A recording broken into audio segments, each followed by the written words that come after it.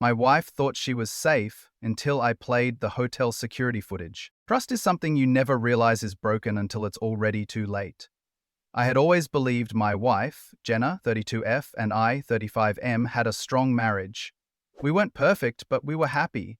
Or at least, I thought we were. Looking back, I can see all the little signs I ignored, all the gut feelings I brushed aside.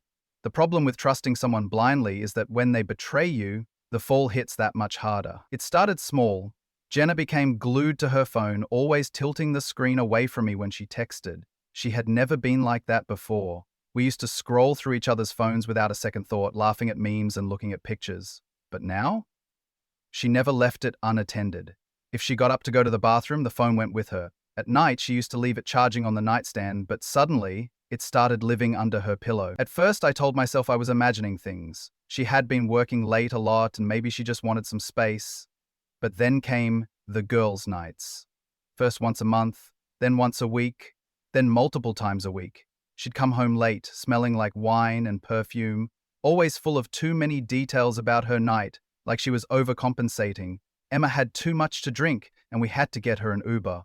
Susan was crying over her ex again, so we stayed out later than planned.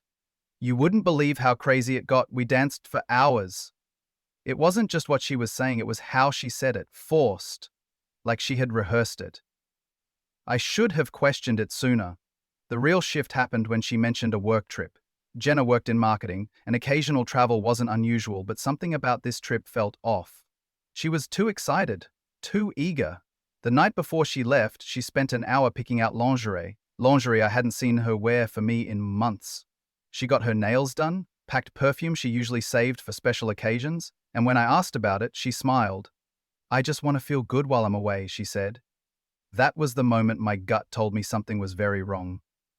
The next morning, she kissed me goodbye and told me she'd be back in 4 days. I watched her drive away, my mind racing. I wasn't about to sit around and play the clueless husband. I needed proof. I started with the obvious. I checked our shared credit card account. Jenna was usually careful with money, but this time she had gotten sloppy. A charge popped up for a luxury hotel. Not the one her company typically booked, but a well-known 5-star resort. My chest tightened as I stared at the transaction. It wasn't near her company's office. It wasn't a standard business hotel. It was a romantic getaway. I copied the name and looked up the location. My hands felt ice cold. I could drive there, catch her in the act, but that wasn't enough. If I confronted her without undeniable proof, she'd lie, twist the story, make me feel like I was crazy. I needed something solid. That's when I called the hotel. I didn't ask for Jenna directly. Instead, I played the role of the loving husband.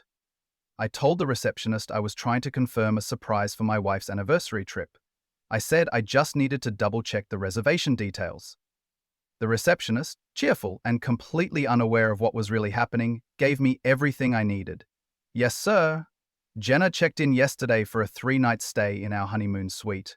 Would you like me to add any special requests to the reservation?" Honeymoon suite. I swallowed the lump in my throat and forced my voice to stay even. "No, that won't be necessary. Thank you." I hung up, my hands shaking. There was no doubt now. Jenna wasn't on a business trip. She was with someone else, and I was going to find out who. I could have stormed into that hotel right then, but I wasn't interested in a screaming match in the lobby. I wanted irrefutable evidence, the kind she couldn't talk her way out of. I needed something that would destroy every excuse before she even had a chance to make one. So, I made a plan. I called the hotel again. This time with a different request. I told them I had left something valuable in my wife's room the last time we stayed there and needed assistance retrieving it. I described a watch, a one that didn't actually exist, and asked if they could check with housekeeping or security footage to see if it had been found. It was a long shot, but I needed access to that footage. "I'll transfer you to our security office," the receptionist said. Bingo. When the security officer picked up, I repeated my story. I kept my voice calm, friendly, apologetic. I played the role of the forgetful husband who had misplaced something sentimental. I mentioned that my wife had checked in alone, but that I wasn't sure if she had visitors while she was there. "Oh, we can certainly check that for you, sir," the officer said. "Give me just a moment." I waited, my heart pounding. After a few minutes, he returned. Sir, I don't see any records of a lost watch. However, I did review the guest log and your wife had a visitor registered under her room.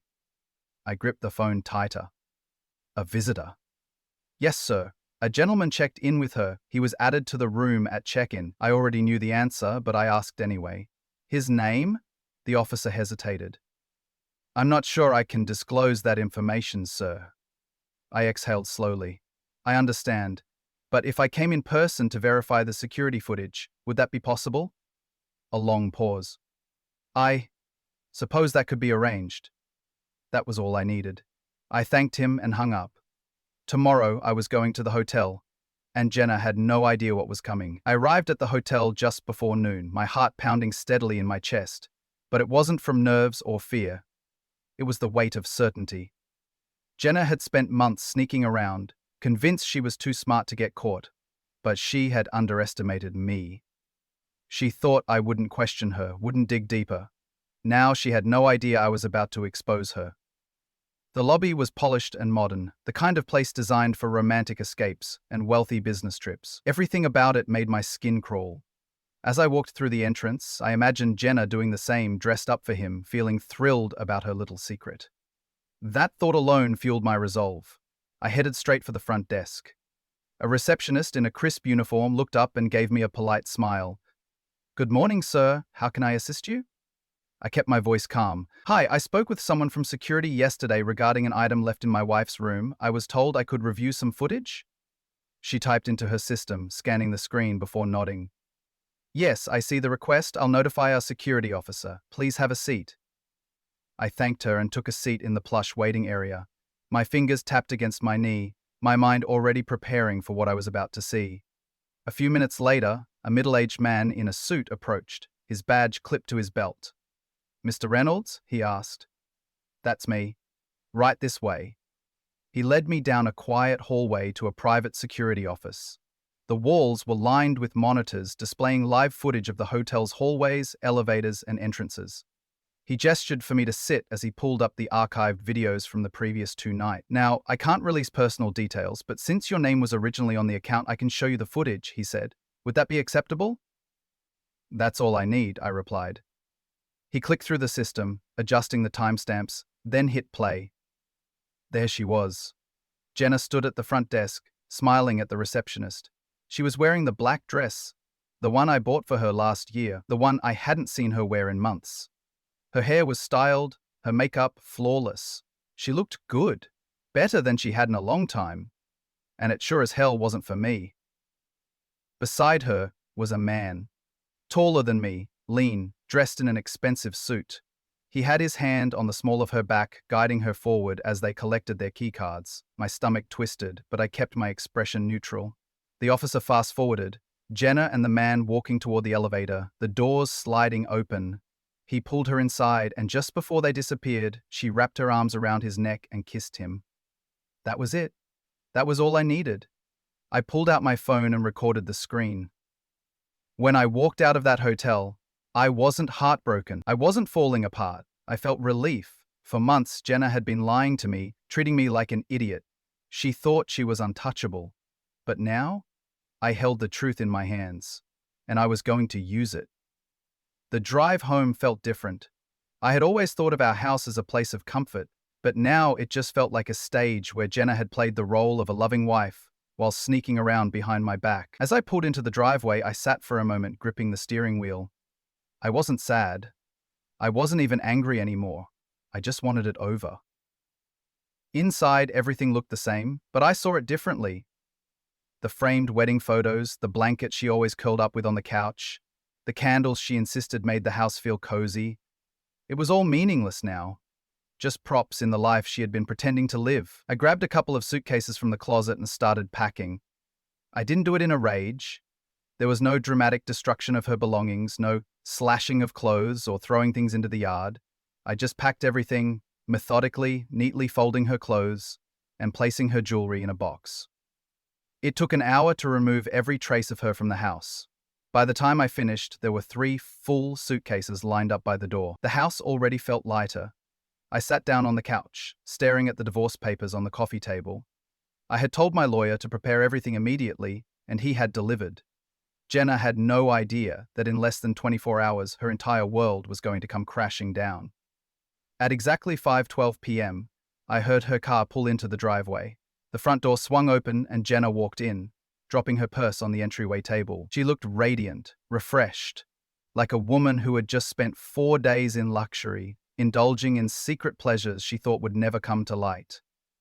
"Hey babe," she called out. "I missed you." She walked into the living room and stopped cold when she saw me sitting there, completely calm.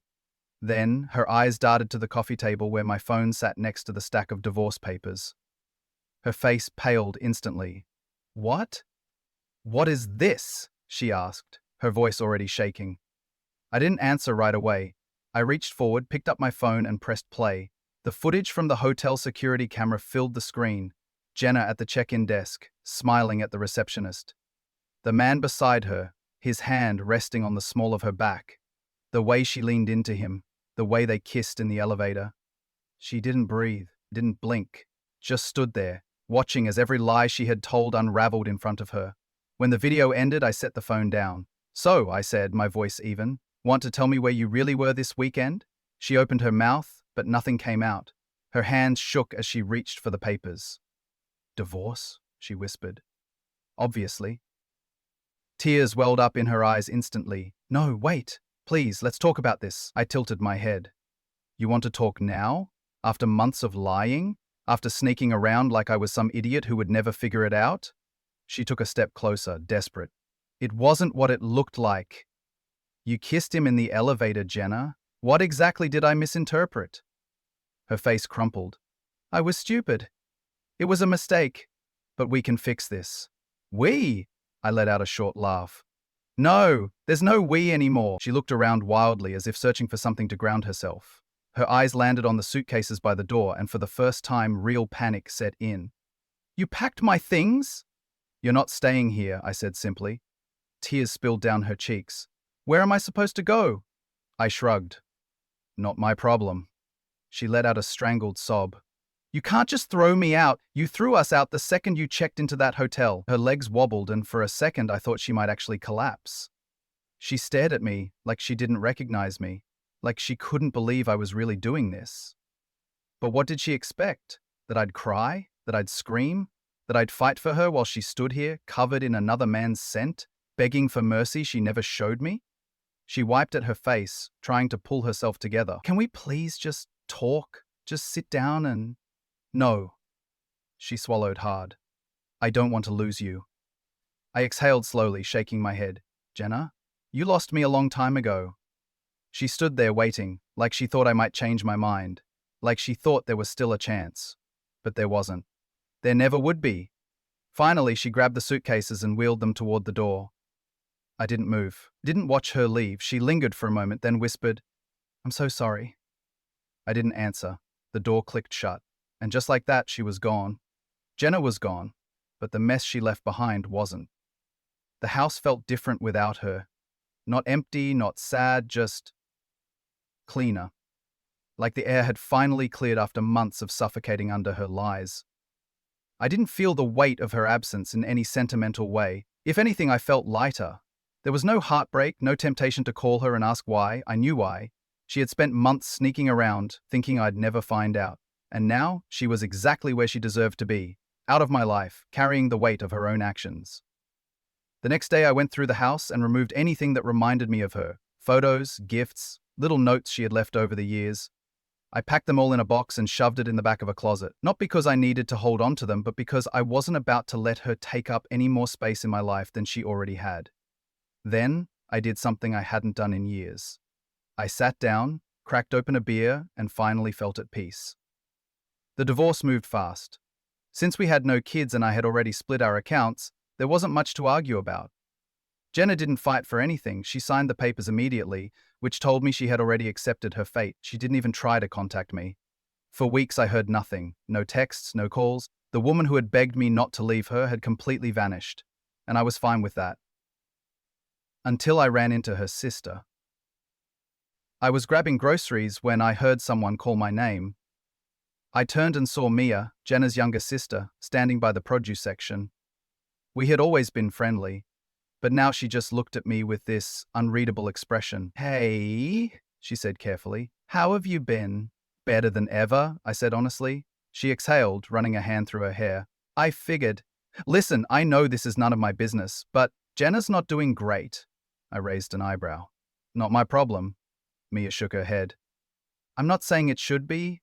Just thought you'd want to know that she's been staying with friends, hopping from couch to couch. She couldn't afford her apartment on her own. I let that sink in. Jenna had made her choices, and now she was paying for them. She had walked out of our marriage thinking she'd end up with something better, but instead, she lost everything. I don't know what you want me to say, Mia, I said, grabbing a bag of apples. She burned every bridge. I'm not about to build one for her. Mia nodded slowly. Yeah, I figured you'd say that. We didn't say much else, just a quick goodbye before parting ways, and that was that. Jenna had officially become nothing more than a name I used to know. The last time I saw her was completely by accident. I was out with some friends celebrating my promotion at work when I spotted her sitting alone at the bar. She looked different. Tired. Not in a disheveled way, but in a way that made it clear life had humbled her. She must have felt me looking because she glanced up, and for a brief second, our eyes met. Her lips parted slightly, like she wanted to say something, but I just nodded once. Casual, indifferent. Then I turned back to my friends. When I looked again a few minutes later, she was gone. That was the moment I knew I had won. Jenna had ruined everything for a temporary thrill. And now? She had nothing. Me? I had everything to look forward to.